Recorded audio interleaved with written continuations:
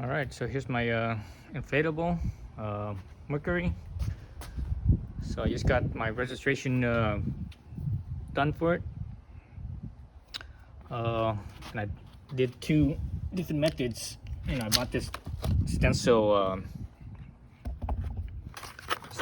kit here, right? Stencil kit, and did two different methods. First, I used a paint marker. Then after that, it didn't come out very well. Or at least I didn't think it did. So I switched over to a regular marker, like a Sharpie. Here we go. All right. And obviously you can see that I closed up. See the little bridge right here on the bottom, top and bottom. I closed that up because when there was that bridge there, the letters weren't as pronounced. But once it's closed up, it was more pronounced, and you can see it. It's more obvious. And I actually have them spaced evenly. What I did was I used the edge of the what do they call this thing? The guard, whatever, the rub guard. You can see my two. It's kind of hard to see. You can see my two marker points right at the bottom, right?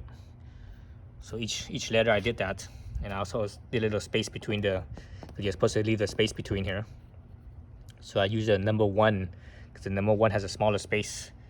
So I used the number 1 for this side. Anyways, the other side I actually used the regular one, so that side's a little bit wider. But let's look at this again. So this side I used basically a Sharpie. I was using a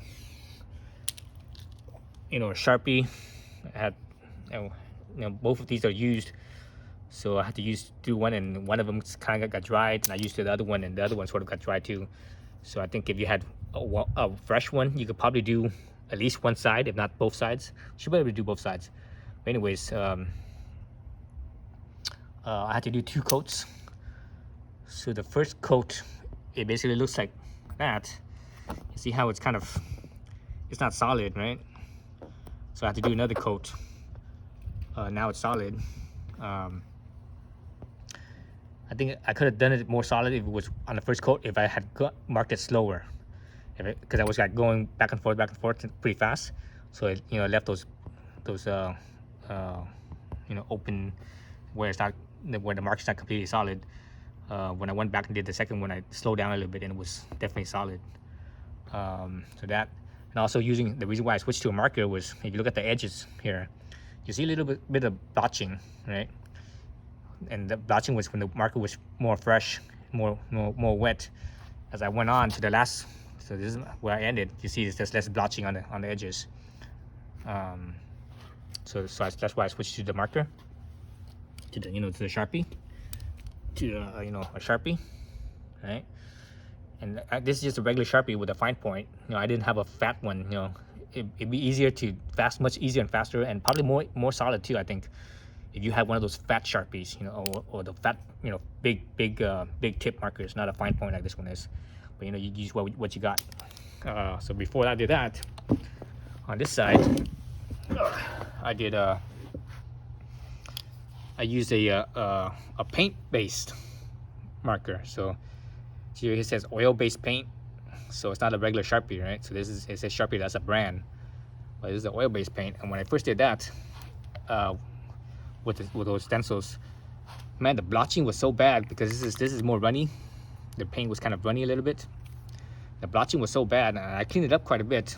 You see how it's like kind of the edge here is kind of like smeared, because I use paint thinner to clean that stuff up. So you see how this one around the 2 is all smeared. But that's the reason why I switched to a regular Sharpie, because the paint was just smudging too much. So I didn't like that on the edges. But the paint-based one, it doesn't, at least a little bit. The color's a little bit more solid. So this is one coat right here. I'm not sure you guys can see it, but if you look at it where my fingertip is, you can see where the paint is. It's like crackling. It's like dry mud. So that's one coat, and I went back and did the second coat to cover up that dry mud. So in either case, whatever you use, you have to use two coats for it to work best. But I think a Sharpie is much better. And this way, when I did it like this, you see it's curved with the boat, right? So it's pretty much in line, so it's okay. Whereas a lot of people, what they do is they take all the letters on the stencils and they tape all together as one whole fat piece. Thing is, this surface here is curved. It's it's a compounding curve. It's curved this, you know, in this direction like that, right, like that, and also in this direction like this. So there's two curves.